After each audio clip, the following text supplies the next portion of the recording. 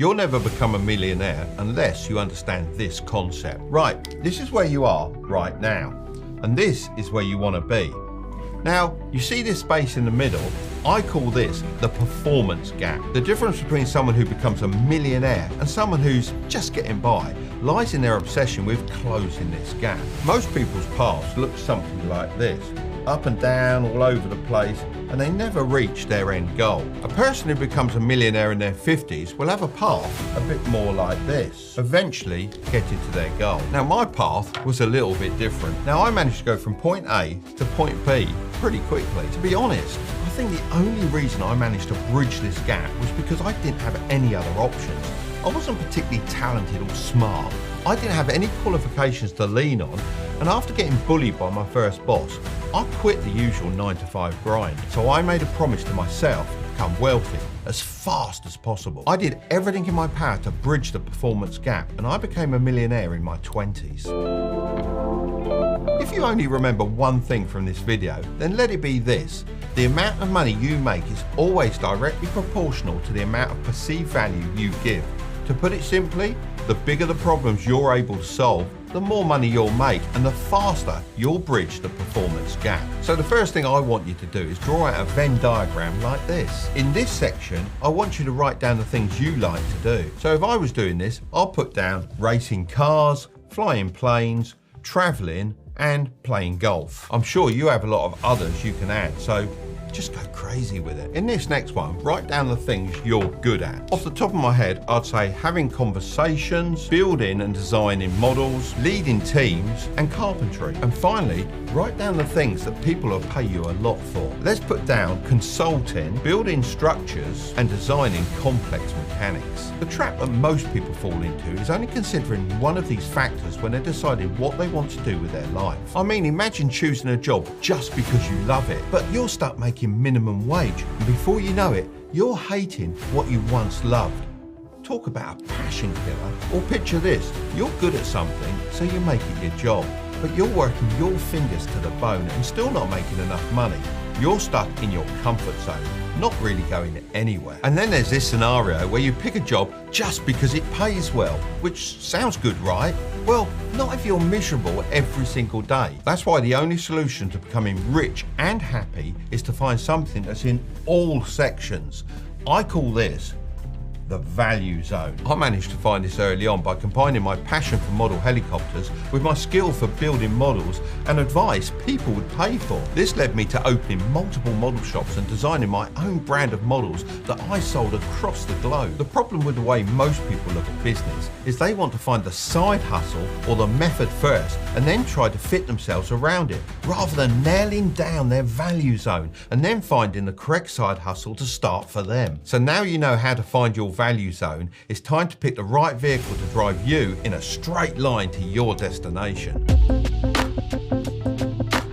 Let me ask you a question. Would you rather have $1 million in assets or earn $1 million per year? Think about that for a second. Of course, you want both, right? Well, to do this, you're going to need two different vehicles. One for making money and the other one for investing money. Let's start with making money. This should be your active vehicle. Think of it like a motorbike. You can choose between a product-based business like I started, a content business like making YouTube videos, and my all-time favorite, a service-based business. So why is a service-based business my favorite when I produce products and also make YouTube videos? Might seem a bit strange, right? One word, timing. And I'm not talking about timing the market, but instead your career timing.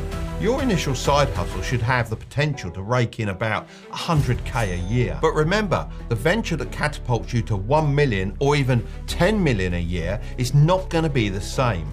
When you're starting, resources are usually pretty tight, so it's smarter to launch a service-based business as it has minimal setup costs.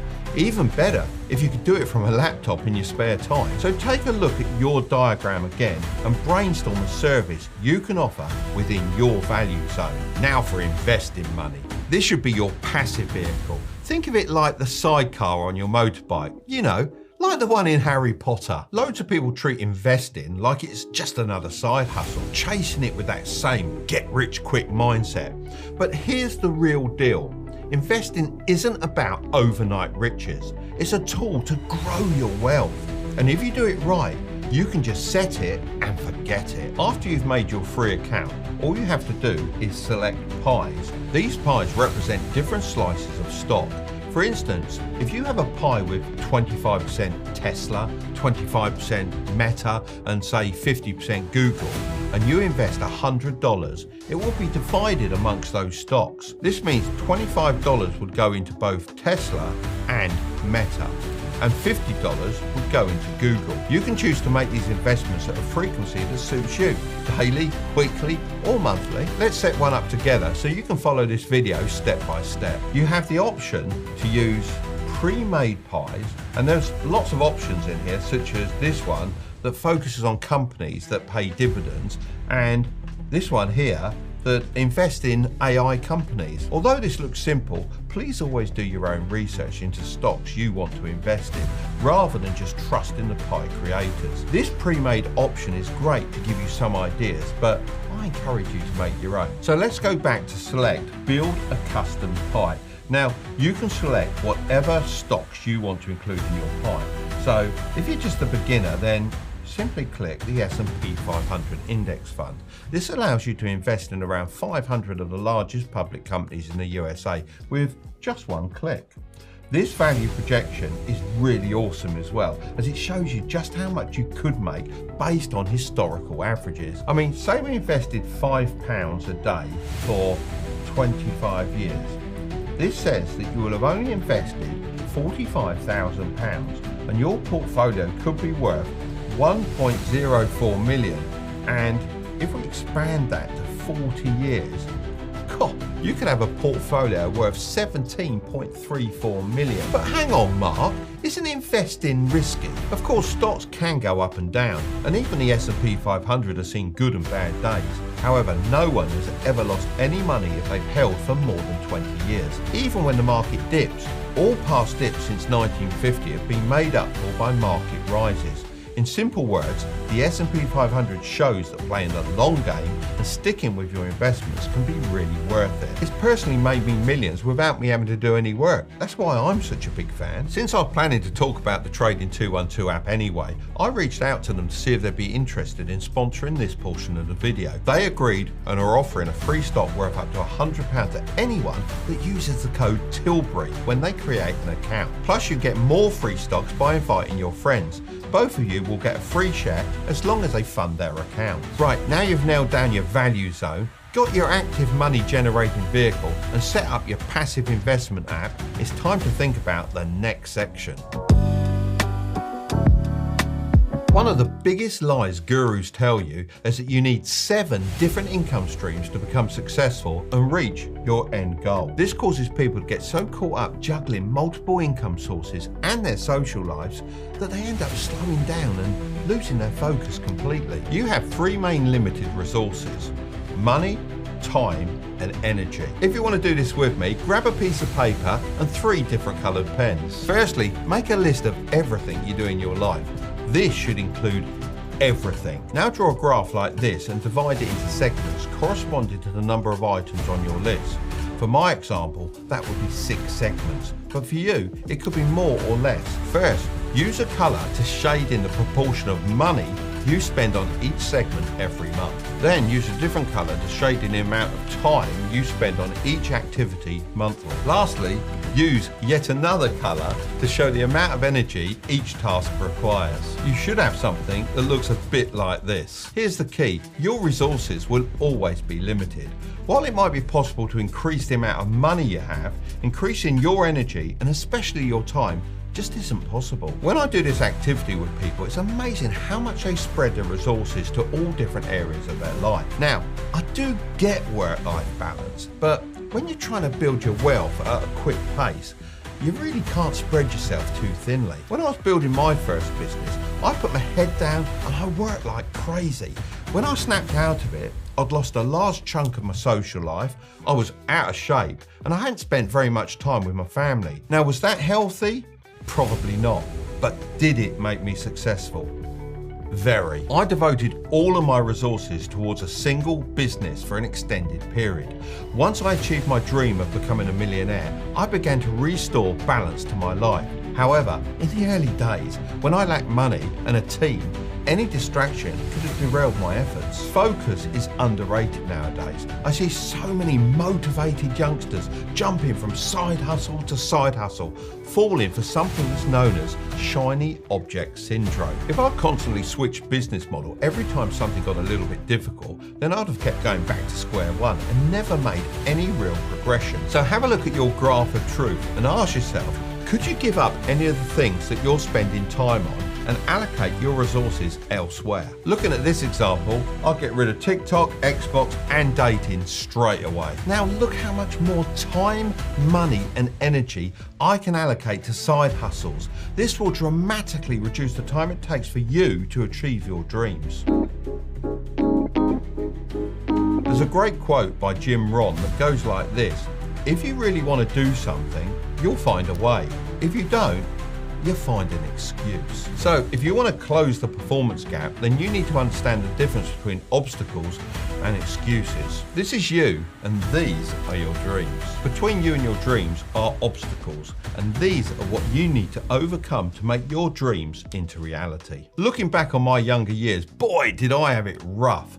I was dyslexic and my teachers would often label me as lazy and stupid. I left school with no qualifications to fall back on, and when I finally entered the workforce, I was bullied by my manager. These were the huge obstructions between me and my dreams, but I never allowed them to be my excuses. You may also be facing huge obstacles in your life, but you must make it your mission to overcome them in order to achieve your dreams. Because if you don't, then those obstacles become the excuses that block the path to your dreams. And then you're just left staring at your biggest excuses with your dreams just out of sight. Excuses, not obstacles, are the single biggest reason for people never closing the performance gap. Whenever someone says to me, I can't do something, I say this: I know you can't right now, but if you could, what would you do? If you're ever facing an obstacle that seems impossible to overcome, try and ask yourself the same question.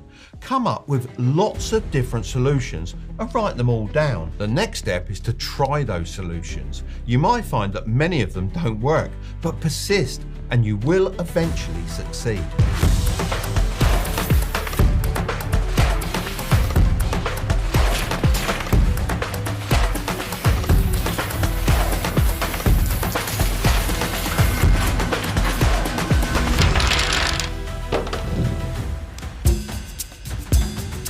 If you've been watching my channel for a while, then you've probably heard me say that your net worth goes crazy after 100k. And the biggest reason for this is the compound effect. It's rumored that Albert Einstein even said compound interest is the 8th wonder of the world. He who understands it earns it. He who doesn't pays it. I've shown in the past how true this is for investing money, but this is even more important when it comes to your knowledge bank account. Most people fail to bridge the last section of the performance gap because when they leave school, they stop learning. Let me show you why this is a huge mistake. These initial blocks symbolize the basic concepts and principles you learned at school. For me, that was the basics of English and maths. Continuing to place yourself in challenging situations enables you to keep learning and growing after school. I began working as a carpenter's apprentice and also had multiple side hustles. This experience taught me practical skills on how to persuade others to pay for my services. As you expand your knowledge, you'll start to notice patterns that were previously invisible. Each new piece of information builds upon the last. If you never stop learning, you'll accumulate a wealth of knowledge by the time you reach my age. This is why wisdom can only be acquired through time and experience. Now, every decision I make is supported by decades of learning. If you never had the foundations, then you can't start the compounding knowledge magic. Then you'll end up with huge gaps in your knowledge, which will eventually lead you to crashing and burning. Closing this performance gap is going to be painful, but remember this: if you aren't willing to make sacrifices for your dream, then your dream becomes the sacrifice. If you want to understand the compounding effect even more, then you should